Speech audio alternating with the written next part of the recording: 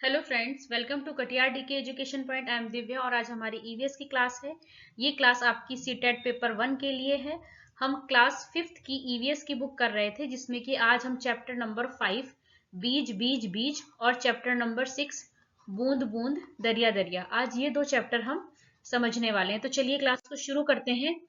इस चैप्टर में बीज बीज बीज, इस चैप्टर में क्या दे रखा है कि किस तरीके से बीज अंकुरित होते हैं, बीज एक जगह से दूसरी जगह पर कैसे पहुंचते हैं, है ना। तो चलिए पढ़ते हैं इसको। माँ ने अंकुरित करने के लिए भीगे हुए चने एक गीले कपड़े में लपेट कर टांग दिए। तो इसमें एक बच्चा है जिसकी माता ने चने भिगोए, है ना। तो उसको अंकुरित करने के लिए माता ने क्या किया कि उनको एक गीले कपड़े में लपेटकर उनको टांग दिया। तो बीज अंकुरित कैसे होते हैं इस बारे में आपको पता चला कि माँ ने जो चने हैं उसको अंकुरित करने के लिए एक गीले कपड़े में लपेटकर टांग दिया। आगे बढ़ेंगे हम। शिक्षक संकेत। प्रयोग करते समय कमरे में हवा का क्या तापमान है और उसमें नमी कितनी है ना। इनसे भी अंकुरण के समय में अंतर आ सकता है कि अगर आप बीजों का अंकुरण कर रहे हैं तो कमरे में हवा का क्या तापमान है और उसमें नमी कितनी है। इन चीजों से भी अंकुरण होने के समय में अंतर आ सकता है। आगे बढ़ेंगे हम। शिक्षक संकेत। चर्चा के लिए दिए प्रश्नों के द्वारा बच्चों में यह समझ बनाई जा सकती है कि पौधों को बढ़ने के लिए हवा, मिट्टी और पानी की जरूरत होती है। अब यहाँ पर बच्चों को क्या पता चलेगा कि पौधों को बढ़ने के लिए हवा, मिट्टी और पानी की जरूरत होती है। बीज के अंदर क्या होता है आदि प्रश्न बच्चों को सोचने और अपने मन के विचार बताने के लिए प्रोत्साहित करेंगे। इन प्रश्नों से वैज्ञानिक जानकारी देने की अपेक्षा नहीं है कि आप बच्चों को बिल्कुल वैज्ञानिक बना दें, ऐसी अपेक्षा नहीं है। पौधे की सही लंबाई नापने के लिए बच्चे पौधों को पहले धागे से नापें, फिर धागे को स्केल पर नापें। आगे बढ़ेंगे हम। शिकारी पौधे। अब यहाँ पर शिकारी पौधे, ये जो आप पौधा देख रहे हैं बेटा, यहाँ पे ये है ना नेपेंथिस, है ना। तो ये क्या है, शिकारी पौधा है। कुछ ऐसे पौधे भी होते हैं जो चूहों, मेंढकों, कीड़े मकोड़ों और छोटे जीवों का शिकार करते हैं। इनमें निपेंथिस सबसे ज्यादा मशहूर है और यह ऑस्ट्रेलिया, इंडोनेशिया और भारत के मेघालय राज्य में पाया जाता है। इसका आकार लंबे घड़े जैसा होता है। इसके ऊपर पत्ती का ढक्कन लगा होता है। ये देख रहे हैं आप बेटा, यहाँ पे ये ढक्कन लगा हुआ है ना। घड़े से खास खुशबू निकलती है, यहाँ से क्या आती है, खुशबू आती है, जिसकी वजह से जो कीड़े हैं वो खिंचे चले जाते हैं।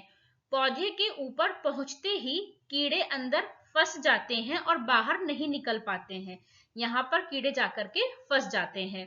तो इसमें यही बताया गया है कि किस तरीके से ये पौधा जो है चूहे, मेढकों, कीड़ों मकोड़ों का और छोटे जीवों का शिकार करता है ना। आगे बढ़ेंगे हम इसमें। घुमक्कड़ बीज। अब यहाँ पर क्या है, घुमक्कड़ बीज से क्या मतलब है बेटा कि किस तरीके से बीज एक जगह से दूसरी जगह पहुंच जाते हैं। तो इसीलिए क्या कह दिया, घुमक्कड़ बीज, है ना। पेड़ तो एक जगह स्थिर रहता है लेकिन उसके बीज एक जगह से दूसरी जगह पहुंच जाते हैं। तो कैसे पहुंचते हैं वो, अब पढ़ते हैं। इसमें क्या लिखा है कि पौधे अपनी सारी जिंदगी एक ही जगह खड़े रहते हैं, ये चलते नहीं हैं, लेकिन इनके बीज बड़े ही घुमक्कड़ होते हैं। पौधों के बीज बहुत दूर दूर तक पहुंच जाते हैं। अब कैसे पहुंचते हैं बेटा, कुछ बीज हवा की मदद से एक जगह से दूसरी जगह पहुंच जाते हैं। भाई हवा में जो बीज हल्के होते हैं वो उड़ जाते हैं, तो क्या होता है, हवा की मदद से एक जगह से वो दूसरी जगह पहुंच जाते हैं। कुछ बीज हवा में तो उड़ नहीं पाते। अब कुछ बीज ऐसे होते हैं जो हवा में नहीं उड़ पाते, लेकिन जानवरों की खाल और हमारे कपड़ों में अटक जाते हैं और एक जगह से दूसरी जगह पहुंच जाते हैं। जैसे ये वाला बीज है, तो ये क्या है, हवा में तो नहीं उड़ पाएगा, लेकिन क्या होगा, ये जानवरों की खाल में या फिर हमारे कपड़ों में कहीं अटक जाता है और इसी तरीके से एक जगह से दूसरी जगह ये पहुंच जाता है। पक्षियों और गिलहरियों द्वारा भी बीजों को एक जगह से दूसरी जगह पहुंचाया जाता है। जो पक्षी होते हैं वो और जो गिलहरी होती है, ये क्या करते हैं, ये भी बीज को एक जगह से दूसरी जगह पहुंचाते हैं।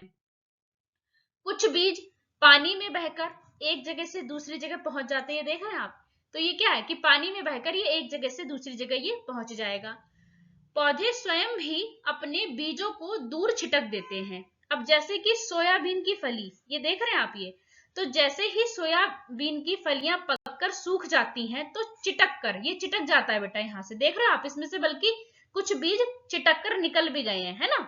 तो चिटक कर खुद ही दूर बिखर जाते हैं। तो कुछ पौधे स्वयं ही अपने बीजों को दूर छिटक देते हैं। आगे बढ़ेंगे हम। कुछ नया आइडिया आया। स्विट्जरलैंड में वेलक्रो का आइडिया कैसे आया? अब हम पढ़ेंगे वेलक्रो के बारे में, है ना। यह घटना 1948 की है। एक दिन जॉर्ज मेस्ट्रल अपने कुत्ते के साथ सैर से लौटे। उन्होंने पाया कि उन दोनों पर बीज चिपके हुए हैं। इन बीजों को अपने कपड़ों पर चिपका देखकर वे हैरान रह गए, है ना। छट से माइक्रोस्कोप निकाला बीजों को बारीकी से देखने के लिए। बीजों में छोटे छोटे हुक थे। इनकी मदद से बीज कपड़े के रेशे पर अटक गए थे। जो वो हुक थे छोटे छोटे, उनकी मदद से वो जो बीज थे वो कपड़ों के रेशों में अटक गए थे। यह देखकर मेस्ट्रल को आइडिया आया वेलक्रो बनाने का, है ना। यहां से उनको आइडिया मिला। वेलक्रो से दोनों सतह चिपक जाती है और खुलने पर चरचर की आवाज होती है।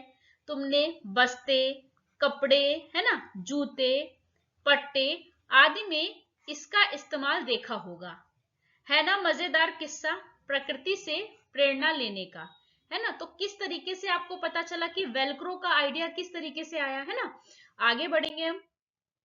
कौन कहां से आए जी, ये पूरी आपके उसमें कविता दे रखी है कि कौन सी चीज कहां से आई है। तो हरी मिर्च, टमाटर, आलू, मूंगफली और अमरूद ये कहां से आए हैं? साउथ अमेरिका से आए हैं।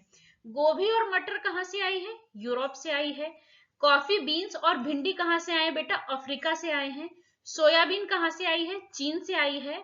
और बैंगन, मूली, सेब, करेला, आम, संतरा, बेर, केला, पालक, परवल, टिंडा और मेथी ये सब भारतीय हैं बेटा, ये भारतीय हैं और ये विदेशों से आए हैं, है ना। तो आप ये याद रख लेंगे, है ना।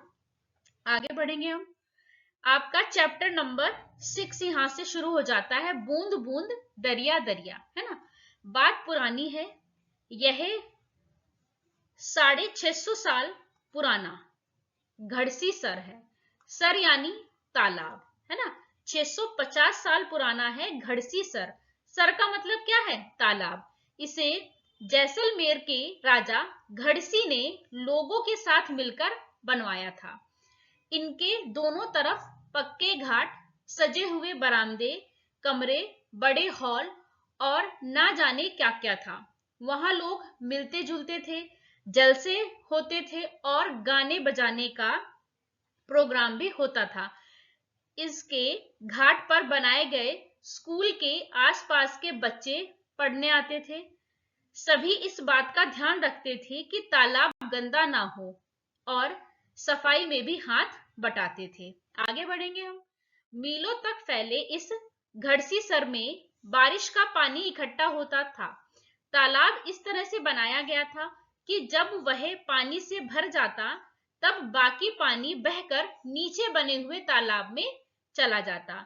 जब वह भी लबालब भर जाता तो पानी तीसरे तालाब में चला जाता।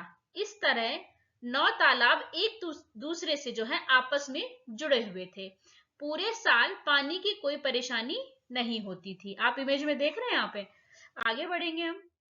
अलबरूनी की नजर से, है ना। अब अलबरूनी कहां से आया था बेटा? उज्बेकिस्तान से आए थे, है ना। तो 1000 से भी ज्यादा साल पहले एक यात्री भारत आए। इनका नाम था अलबरूनी, है ना। अलबरूनी जिस देश से आए थे उसे आजकल उज्बेकिस्तान कहते हैं। अलबरूनी ने बहुत ही बारीकी से चीजों और जगह को देखा और उनके बारे में उन्होंने अपनी किताब में लिखा, खास तौर से जो उन्हें अपने देश से अलग लगा। चलो देखें कि अलबरूनी उस समय के तालाब के बारे में क्या क्या लिखते हैं अपनी किताब में, है ना। तो क्या लिखा उन्होंने बेटा कि यहाँ के लोग तालाब बनाने में तो माहिर हैं, अगर हमारे देश के लोग इन्हें देखेंगे तो हैरान ही रह जाएंगे। बहुत बड़े बड़े भारी पत्थरों को लोहे के कुंडों और सरियों से जोड़कर तालाब के चारों तरफ चबूतरे बनाए जाते हैं। इन चबूतरों के बीच में ऊपर से नीचे जाती हुई सीढ़ियों की लंबी कतारें होती हैं। लोगों के उतरने चढ़ने के रास्ते अलग अलग हैं। जो लोगों के उतरने और चढ़ने के रास्ते हैं वो अलग अलग हैं। यहाँ कभी भीड़ लगने से परेशानी नहीं होती है। अब इसमें जो बातें कही गई है ना बेटा, यहाँ से आपका क्वेश्चन बन जाता है। तो उसमें एक ऑप्शन आपका गलत दिया जाता है। क्या दिया होता है उसमें कि लोगों के उतरने और चढ़ने का रास्ता एक ही होता है, तो वो ऑप्शन आपका गलत होता है। जब आपके ये 3 स्टेटमेंट बनते हैं तो उसमें से एक होता है कि लोगों के चढ़ने और उतरने का रास्ता एक ही होता है, तो वो आपका गलत होता है, क्योंकि लोगों के चढ़ने और उतरने के लिए रास्ते यहाँ पर अलग अलग थे। तो जब क्वेश्चन आपसे पूछता है कि इसमें से कौन सा गलत है, तो वहां पे जो एक ऑप्शन आता है उसमें ये बात कही जाती है कि लोगों के चढ़ने उतरने के लिए एक ही रास्ता था, तो इसीलिए वो बात गलत हो जाती है। अब यहाँ पे आपको पता चल गया कि जो लोगों के चढ़ने और उतरने के रास्ते थे वो कैसे थे, अलग अलग थे, और यहाँ कभी भीड़ लगने से परेशानी नहीं होती थी।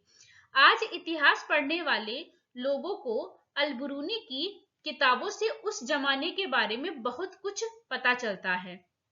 यह डाक टिकट 1973 में छपी थी, जब उनके जन्म के 1000 साल पूरे हुए थे। 1973 में तो उनके जन्म के 1000 साल पूरे हुए थे। आगे बढ़ेंगे हम। देखो और पता करो।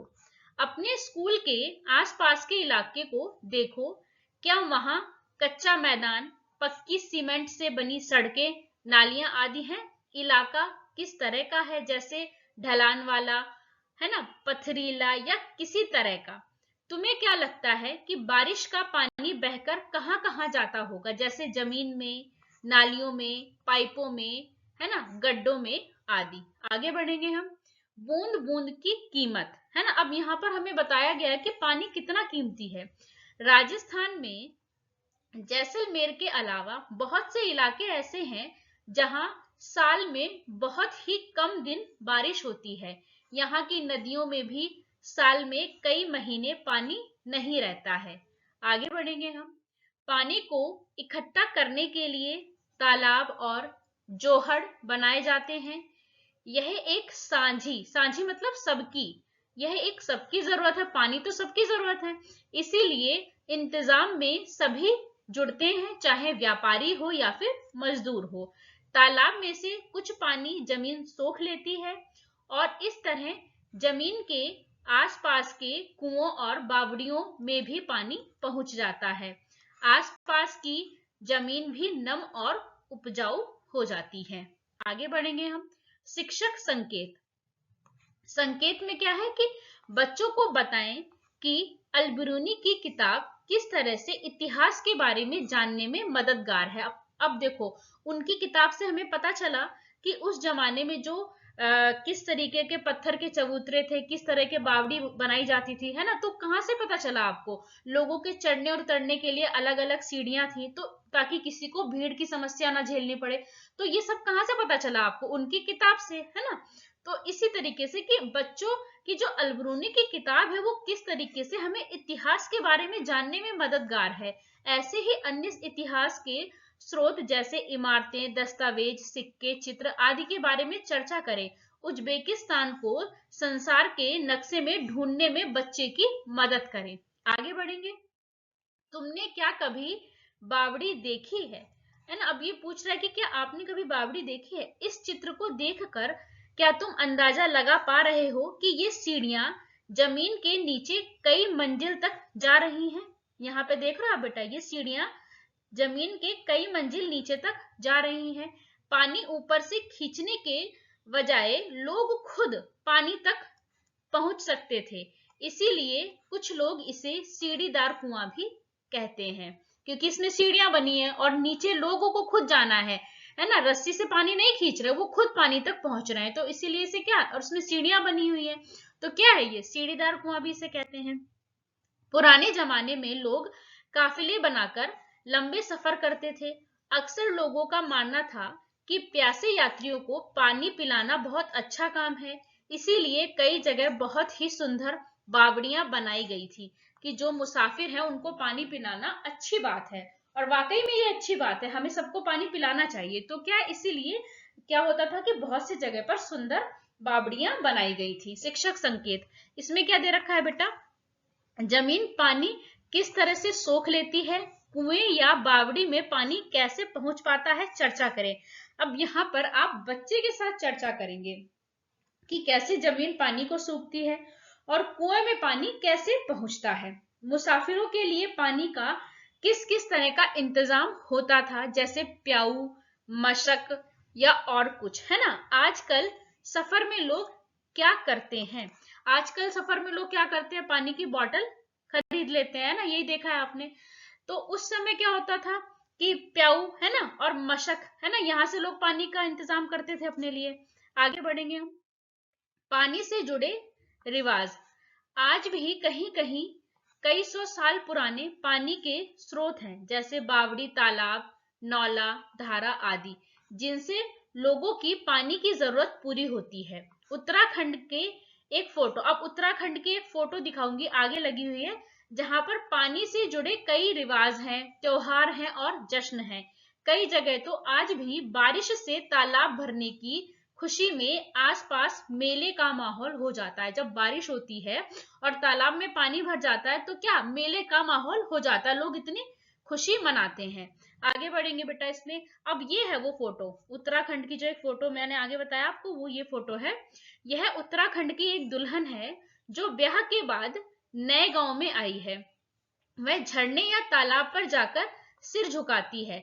आज शहरों में भी इस रिवाज का एक मजेदार रूप दिखता है। दुल्हन घर में ही किसी नल के पास जाकर पूजा करती है। पानी से ही तो जिंदगी जुड़ी है ना हमारी। तो यही बताया गया है कि देखो यहाँ पर क्या है कि नई नवेली दुल्हन है जो वो क्या कर रही है, झरने पर जाकर अपना सिर झुका रही है। आगे बढ़ेंगे हम। जरा सोचो, 1986 में जोधपुर और उसके आसपास के इलाकों में जब सूखा पड़ा था, है ना, तब भूली बिसरी बावड़ियों को एक बार फिर से याद किया गया। मोहल्ले के लोगों ने मिलजुल कर बावड़ी में से 200 ट्रक से भी ज्यादा कूड़ा निकाला। बावड़ी ने फिर से प्यासे शहर को पानी पिलाया, है ना। इसके लिए चंदा भी मोहल्ले वालों ने ही दिया। कुछ साल बाद फिर से अच्छी बारिश हुई और पानी की परेशानी कम हो गई, पर अब फिर से बावड़ी को भुला दिया गया। आगे बढ़ेंगे हम। चर्चा करो। पुनीता के मोहल्ले में 2 पुराने कुएं हैं। उसकी दादी बताती है कि लगभग 15 से 20 साल पहले तक उनमें पानी था। क्या कुएं सूखने की कुछ वजह हो सकती है, चर्चा करो। अब आप बच्चों से चर्चा करें कि कुएं का पानी कहाँ गया, कुएं कैसे सूख गए। तो इसमें क्या बताया कि कई जगह मोटर लगाकर जमीन का पानी निकाला जा रहा है, तो ये कारण हो सकता है कि इसकी वजह से कुएं सूख गए। दूसरा, तालाब जिनमें बारिश का पानी इकट्ठा होता था अब नहीं रहे, वो तालाब ही नहीं रहे कि जिनमें बारिश का पानी इकट्ठा होता था। तीसरा, पेड़ों के आसपास और पार्क में भी जमीन को सीमेंट से पक्का कर दिया गया है। तो बेटा ये तीनों ही कारण हैं, यहां से भी क्वेश्चन पूछा जाता है और ये तीनों ही आपको स्टेटमेंट दिए जाते हैं कि कुएं सूखने की क्या वजह है। तो ये तीनों ही सही है, तो आप इनको ध्यान से समझ लें एक बार कि मोटर लगाकर लोग क्या कर रहे हैं, जमीन से पानी निकाल रहे हैं। तालाब जिनमें बारिश का पानी इकट्ठा होता था वो तालाब ही नहीं रहे, और पेड़ों के आसपास और पार्क में जो है जमीन को सीमेंट से पक्का कर दिया गया है। तो ये कारण हो सकते हैं जिनकी वजह से कुएं सूख गए। आगे बढ़ेंगे। शिक्षक संकेत, पानी की सुविधा सभी को बराबर नहीं मिलती, इस पर चर्चा जरूरी है। साथ ही यह भी देखें कि कहां-कहां से और किन परेशानियों से लोगों को पानी लाना पड़ता है। पानी और जात पात का मुद्दा मुश्किल तो है लेकिन जरूरी भी। आगे बढ़ेंगे हम। अब यहाँ पे देखिए, जो ये हाल की बात आज के लोग पानी का इंतजाम किस किस तरह से करते हैं, ये चित्र में आप देखिए। हमारे मोहल्ले में दिन में 2 बार जल बोर्ड का टैंकर आता है, पानी के लिए लंबी लाइन लगती है और रोज झगड़े होते हैं, है ना। दूसरा क्या कह रहा है कि हम कुएं से पानी भरते हैं, पास के कुएं 1 साल पहले सूख गए, अब काफी दूर चलकर जाना पड़ता है, कई कुओं पर तो जात के नाम पर पानी लेने भी नहीं देते हैं। आगे क्या है, मेरे यहाँ दिन में आधे घंटे के लिए पानी आता है, हम लोग दिन भर के इस्तेमाल के लिए टंकी में पानी भरकर रखते हैं। यहाँ पर ये बताया गया। आगे क्या है, हमारे यहाँ तो दिन भर नल में पानी आता है। अगला क्या कह रहा है, मेरे यहाँ हैंड पंप लगा है लेकिन उसका पानी काफी खारा है, पीने के लिए तो पानी खरीदना पड़ता है। अगला क्या कह रहा है, हमने जल बोर्ड के पाइप में टुल्लू पंप लगाया है, कोई परेशानी नहीं है। अगले में क्या कहा है कि हमारे घर में बोरिंग के पाइप में मोटर लगी है लेकिन बिजली ही नहीं होती तो क्या करें, है ना। आगे क्या है, हम नहर से ही पानी भरते हैं। तो आप देख रहे हैं कि पानी का इंतजाम लोग किस किस तरीके से कर रहे हैं। आगे बढ़ेंगे। यह मुमकिन है, आज कई संस्थाएं पानी के इंतजाम में लगी हैं। वे लोग बुजुर्गों से मिलकर यह जानने की कोशिश करते हैं कि उनके जमाने में पानी का इंतजाम किस तरह से किया जाता था। वे पुराने तालाबों की मरम्मत करते हैं और नए तालाब भी बनाते हैं। चलो देखें, तरुण भारत संघ। अब बेटा ये क्वेश्चन पूछा जाएगा आपसे कि वो कौन है, वो कौन सी संस्था है जो पुराने तालाबों की मरम्मत करती है और नए तालाब बनाती है। तो क्या नाम है उसका, तरुण भारत संघ, है ना। तो तरुण भारत संघ नाम की एक संस्था है ने दड़की माई की मदद कैसे की, है ना। अब दड़की माई के बारे में हम पढ़ेंगे, इसमें क्या दे रखा है। ये है दड़की माई, राजस्थान के अलवर जिले के एक गांव में रहती हैं। इस गांव की औरतों का पूरा समय घर के कामों और जानवरों की देखभाल में चला जाता था। कभी कभी तो जानवरों के लिए कुओं से पानी खींचने में पूरी रात लग जाती थी। जब गर्मियों में कुएं भी सूख जाते थे तो गांव छोड़ना पड़ता था। दड़की माई ने पहल की और लोगों ने संस्था के साथ मिलकर तालाब बना लिया।